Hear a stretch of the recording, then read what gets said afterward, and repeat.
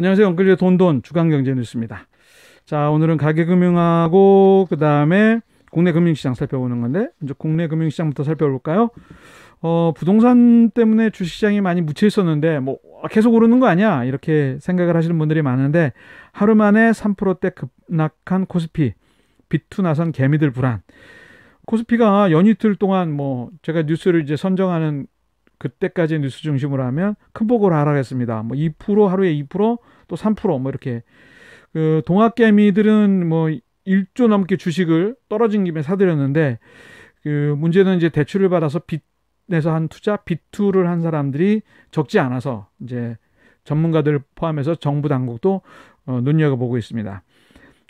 주식시장이 이제 연이어서 조금 전에 말씀드린 것처럼 2% 하락, 그다음에 3.66% 하락, 이틀 동안 5% 하락이죠. 주식시장에서 이틀 동안 5% 하락이면 굉장히 큰 건데 개인이 사들이는 대신 기관과 외국인은 1조 가까이 팔았죠. 8월 20일 주가 하락 내용을 보면은요. 증시 흐름하고 그다음에 개인 투자가를 눈여겨보는 이유는 빚을 내가면서 주식을 산 사람들 때문에 그렇습니다. 부동산에서 돈 못 번다 그러니까 이제 주식으로 몰려갔는데 주식을 산 것도 갖고 있는 여유자금이 아니라 갑자기 몰려든 사람들의 대부분이 상당수가 빚을 내서 투자했다 이거죠. 투자자가 주식을 사려고 증권사에서 신용으로 빌린 돈은 16조 원을 넘었고 올해 잔고가 가장 적었던 3월에 6조보다는 10조 가까이 더 늘어난 거고요. 거기다가 최근 금리가 낮아진 지난번에도 뉴스 말씀드렸죠. 신용대출 받아가지고 주식을 산 투자자도 많고요.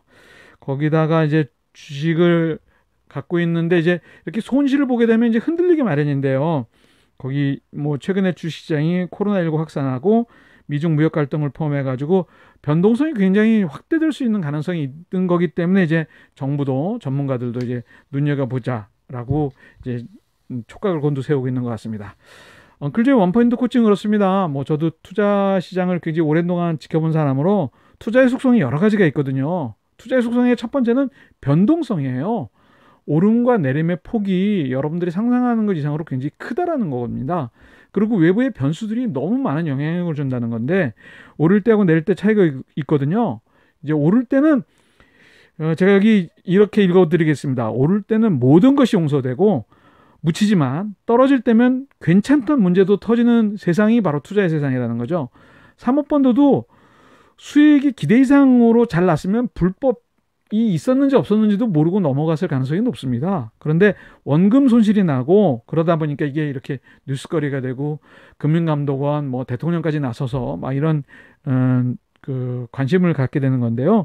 동학개미들의 주식 투자도 묻지마 투자라도 수익이 나면 박수 받게 됩니다. 그런데 빚내서 하는 경우도 수익이면 묻지마 비투 모든 것이 용서되지만 이게 손실이면 잠 못 자는 밤이 계속되거든요. 절대적으로 잊지 마셔야 될 게 투자는 사실 돈 전쟁이라고 생각하지 말지 모르지만 제가 개인적으로 생각하기에는 심리 게임입니다. 쫓기면 이미 진 게임이 되는데 빚을 냈다는 말은 원금을 손실받다는 말은 이미 도망가야 된다는 거고요. 거기다가 빚을 내서 했다는 말은 이게 뭐 깡통 계좌, 뭐 갭 투자 유사한 어떤 그런 투자의 최악을 얘기하지 않더라도 이미 진 게임으로 방향을 돌렸다고 생각을 하셔도 되기 때문에 그 뭐 내가 100만 원 그냥 재미삼아서 대출 받아서 했다 이거하고는 좀 다른 차원의 그런 그 일확천금이 주게 되는 그 타격이 있거든요. 그래서 결국 수익 중심의 투자가 아닌 손실, 리스크를 감안한 투자가 필요한 시기에 개미들은 이제 수익 중심의 투자를 한다는 것. 이게 이제 지금 현재 주식시장의 동학개미를 중심으로 한 문제라고 저는 보고 있는데 여러분들은 어떻게 생각하십니까? 뭐 이거 보기에 따라서 다른가요?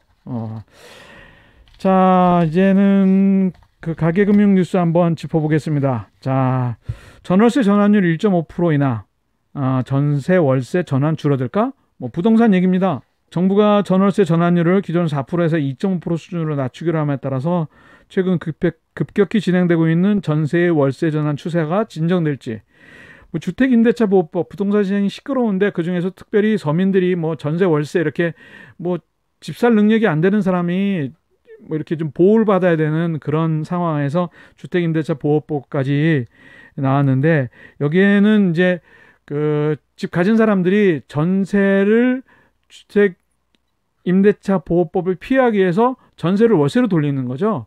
근데 이 기준율이 그동안 4%였는데 이걸 2.5%로 좀 낮춘다면 그렇게 전세에서 월세로 돌리는 것이 의미가 없으니까 덜 돌리지 않겠냐, 뭐 이런 발상인데요. 주택임대차 보호법에서는 전세를 월세로 돌리는 이런 기준금리를 좀 정해놨는데, 은행 기준금리 더하기 3.5%를 시행령으로 정해놨습니다. 그런데 2016년 11월 달에 이 공식을 만들었는데, 이 3.5%를 2%, 2.0%로 낮추는 거죠. 그러니까 기준금리 0.5%, 그 다음에 그 상수 2.0%, 그러니까 이제 2.5%가 된다는 거죠. 기존에는 이 상수가 3.5%였기 때문에 기준금리 플러스 3.5%니까 4%였는데요. 요건 제가 예를 들어서 자세히 좀 설명드리도록 하겠습니다. 최근에 전세대출금리가 2.26%, 주택담보대출금리가 2.49%니까 6월 기준으로 이 정도면 2.5%면 뭐 시중금리하고 크게 큰 차이가 없으니까 그런 일들이 덜 일어나지 않겠느냐.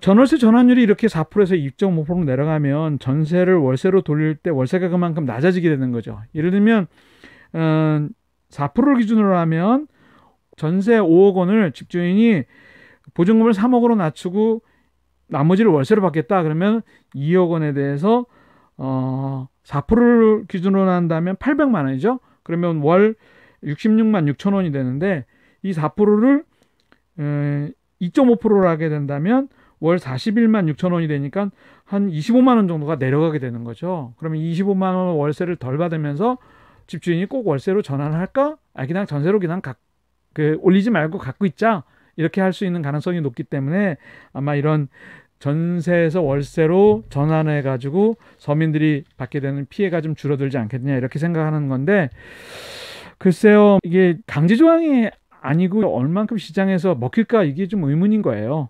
물론 여기에서 월세를 전세로 전환할 때는 뭐 이걸 적용받지 않습니다. 전세에서 월세로 전환할 때만 지금 변경된 전환율이 적용받고요. 월세에서 전세로 바뀔 때는 적용되지 않도록 법에서 정해놨기 때문에 걱정하지 않으셔도 되고요. 또 하나는 이렇게 전월세 전환율을 내렸으니까 지금 그 국세청에서 간주임대료라고 그래서 전세를 월세로 환산하는 그 율이 국세청에 정해져 있는데, 이것도 같이 내려야 되는 거 아니냐, 뭐 이런 얘기들도 있는데, 그거는 제가 보기엔 뭐 당연한 논리인 것 같기 때문에 걱정하지 않으셔도 될 것 같습니다. 그래서 일단 서민들을 보호하기 위해서 정부가 이런 정책을 폈는데, 엊그제 원포인트 코칭에서는 그 전세 월세 시장을 안정시키려고 전세가격 상한제, 뭐 임대차 3법을 만들어내니까 전세 월세 전환이 나타나가지고 또 편법 상승이 일어나니까 뭐 이런 개념을 좀 고쳐가지고 전월세 전환율이라는 개념을 우리가 좀 들어보게 되는데, 기억하셔야 될 개념이긴 해요. 네, 이게 그 4%와 2.5%의 기준이 왜 그렇게 돼야 되느냐, 그 다음에 그것 때문에 내가 월세를 내게 될 때의 부담이 어느 정도 경감되고 늘어나느냐, 뭐 이런 거에 대한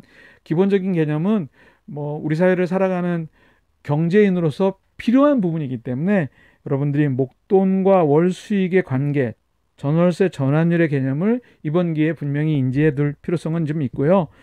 문제는 이제 정책적인 결정의 한계가 항상 있지 않습니까?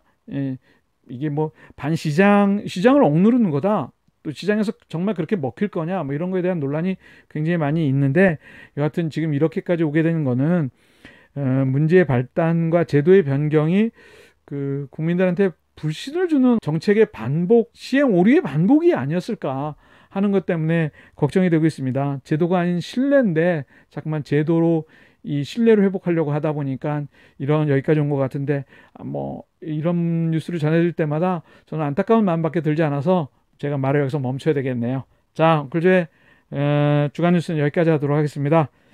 그 궁금하신 경제금융용어, 뉴스 내용, 금융상품 등 그 돈과 관련된 고민 뭐 댓글로 보내주시고요. 이제부터는 제가 하나 더 부탁드리겠습니다. 좋아요, 그 다음에 구독, 이런 것도 좀 눌러주시면 엉클즈 돈돈 주간 뉴스가 좀 더 많은 사람들한테 도움을 줄 수 있는 그런 내용으로 변하지 않을까 생각합니다. 여러분들의 궁금증과 사연, 그리고 좋아요, 구독 기다리면서 글전은 물러갑니다. 고맙습니다.